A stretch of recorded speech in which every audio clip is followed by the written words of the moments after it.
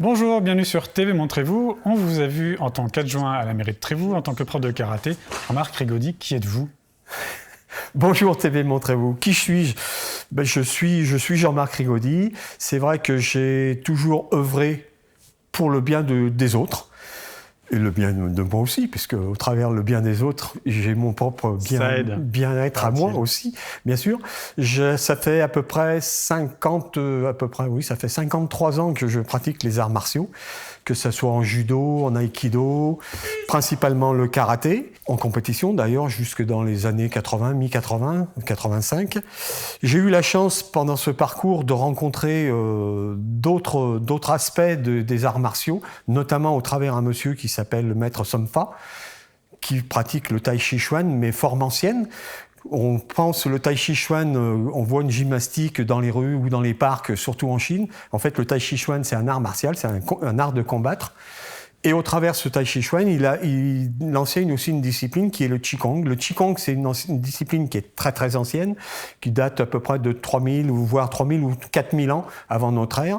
On a retrouvé des écrits, notamment ce qu'on appelle un qigong qui s'appelle la bannière de Ma Wangdui. Hormis ça, j'ai un parcours professionnel assez captivant, puisque j'étais aussi au service des autres. Je travaillais pour une société qui fabrique et qui diffuse du matériel paramédical en France et dans un peu plus de 103 pays dans le monde.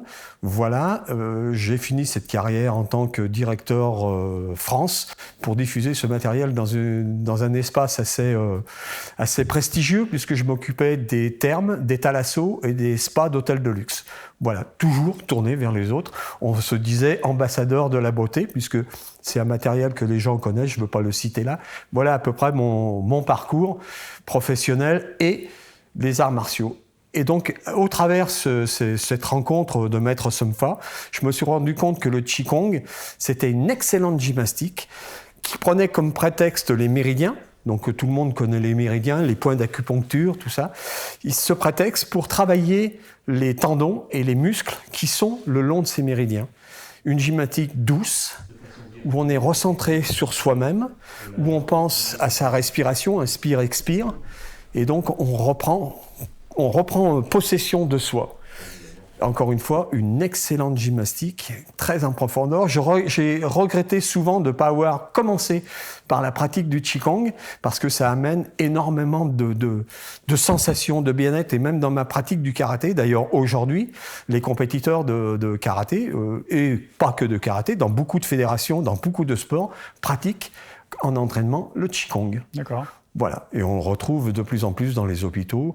J'œuvre d'ailleurs un petit peu dans ce domaine-là. Donc vous faites travailler des mouvements qui vont faire travailler des méridiens, si j'ai bien compris. Alors, les méridiens, qu'est-ce que c'est ? Les méridiens, c'est pas un canal, c'est plutôt abstrait. C'est un circuit, un passage d'énergie énergétique le long de certains méridiens qui sont effectivement associés à des viscères ou à des organes.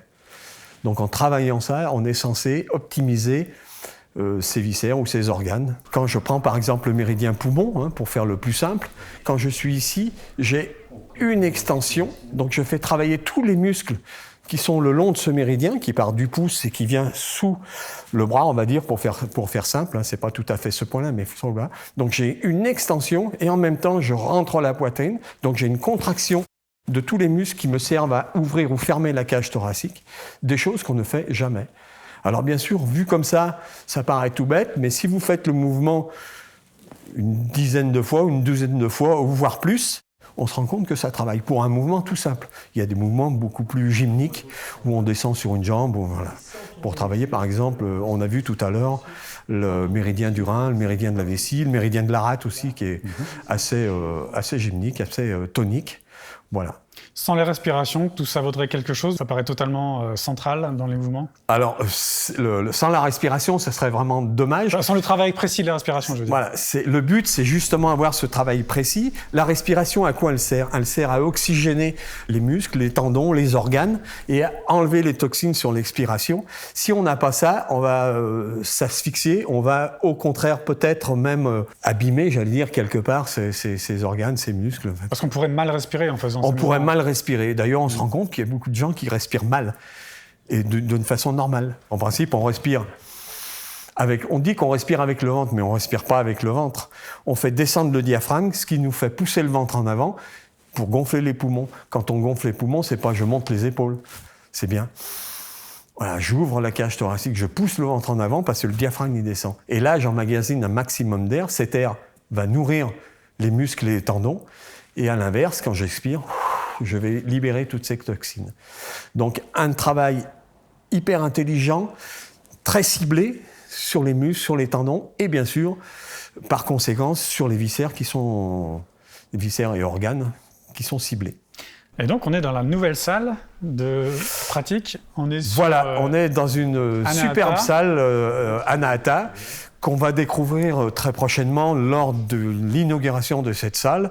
On aura l'occasion de présenter tout ce qui se passe dans cette salle. Il n'y a pas que du Qigong, il y a bien sûr du yoga et d'autres choses que je laisserai découvrir le jour de cette inauguration. On va quand même préciser ce que veut dire Anahata. Alors Anahata, en sanskrit, c'est le cœur, on va dire. C'est le chakra du cœur. Anahata, qui est ici placé en centre de Rérieux. Cœur du village. C'est le cœur du village, voilà, et le développement du cœur du village. Au travers les pratiques aussi, du yoga, du Qigong et bien d'autres.